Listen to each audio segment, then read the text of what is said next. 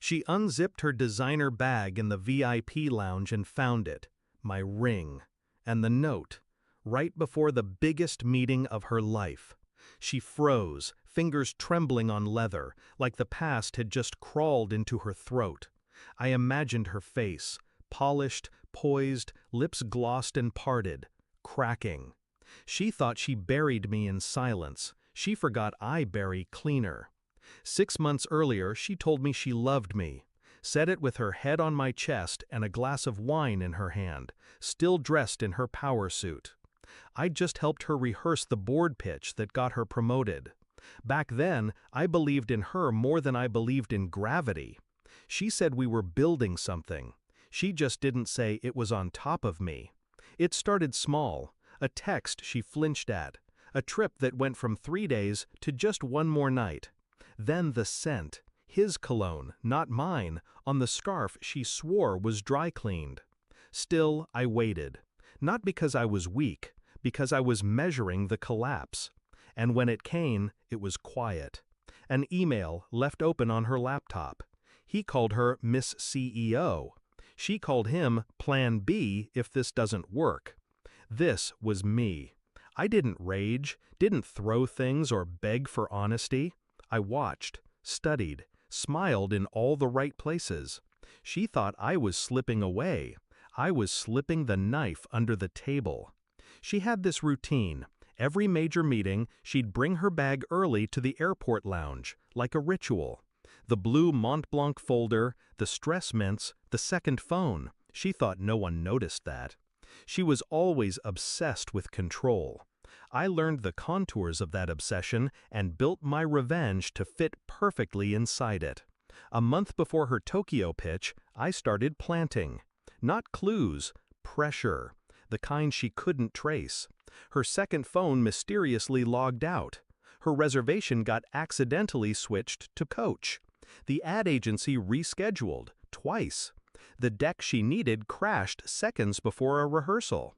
She started snapping at assistants, then investors. Her mask began to slip, exactly on schedule. The night before her flight, I told her I was proud of her. Slipped my ring and the note into the side zipper of her bag while she showered. She didn't notice. She never noticed the weight of things until they exploded. The note was simple, just 12 words. You lied to the one man who kept all your secrets safe. No signature, just the ring beside it. Once hers, once mine. Now evidence. She always said it symbolized trust, so I made it a weapon. In that lounge, she would have been seconds from walking into the boardroom, flanked by global execs, billion-dollar slides waiting on screens. Then, the unzip, the pause, the realization, and the knowing. She didn't know when I found out, or how far I'd go. That was the point. While she unraveled under downlights, I was across the city, in a glass office, shaking hands, with her competition. I'd leaked the pitch, quietly, strategically, just enough to make her obsolete. They liked me, said I was composed, efficient, focused. I let them believe I was heartbroken, that I just needed a clean slate. They never saw the blade I carried behind the grief. She didn't lose the deal that day, she lost the seat. They saw her shake, saw her lose timing, rhythm, control. They don't give empires to people who bleed in public.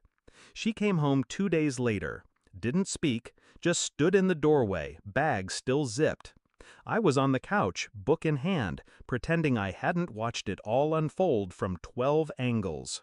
She finally whispered, "You did it, didn't you?" I didn't look up. "You left me first," I said. "I just made sure it stayed that way." She didn't cry. She was too proud for that. She just sat down, stared at her hands, and finally understood. All those things I helped her build, they were under my name. The patents, the domain, the prototype. She used me for my mind, forgot it came with memory. I left that night, took nothing but my coat. She kept the apartment, the view, the clothes, but everything else, the respect, the reputation, the edge, was gone. She still walks into rooms like she owns them, but now people glance, then whisper, then look away. I didn't need to destroy her, just remind her who held the match. Some betrayals don't need noise, just a quiet moment, a ring in a bag, and the perfect time to unzip.